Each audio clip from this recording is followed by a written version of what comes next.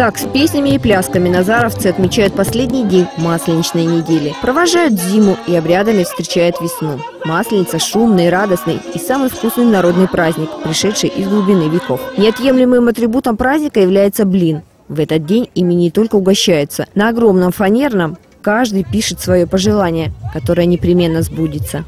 На Масленицу мы сейчас только пришли, ребенок попросил, хочет посмотреть, как сажется чучело, как дяденьки будут залазить сюда, ей интересно, она... Нет, второй раз мы уже в таком осознанном возрасте. Блин, счастье, мы написали свое желание, что мы хотим. Ребенок нарисовал то, что она хочет постоянно видеть: лето, солнце. Собравшихся на праздники жителей развлекают скоморохи и ряженые. В поселке Бор по традиции народные гуляния сопровождаются большим чаепитием с различными сладостями и блинами собственного приготовления. Мужчины не остались в стороне. Дома часто блинчики стряпаете? Всегда.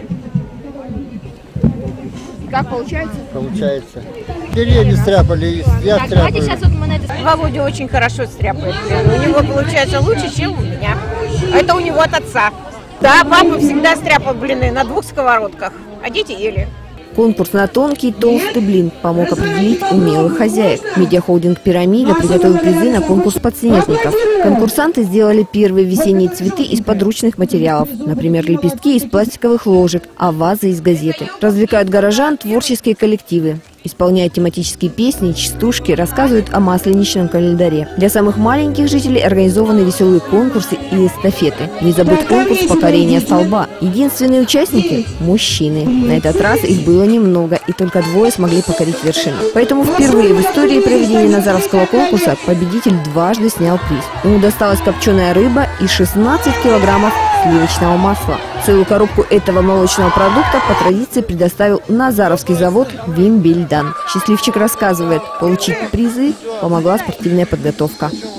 Борьбой вольной занимался. Что ты можешь маслом делать? Домой принесу. Все. А я что, я не знаю, мазать на хлеб буду. А стряпать будешь? Я не умею. Мама, жена? Мама будет стряпать. В завершении праздника все прощаются с куклой-масленицей, или, как еще ее называют, зимой. А уже с этой недели для всех православных начался Великий пост.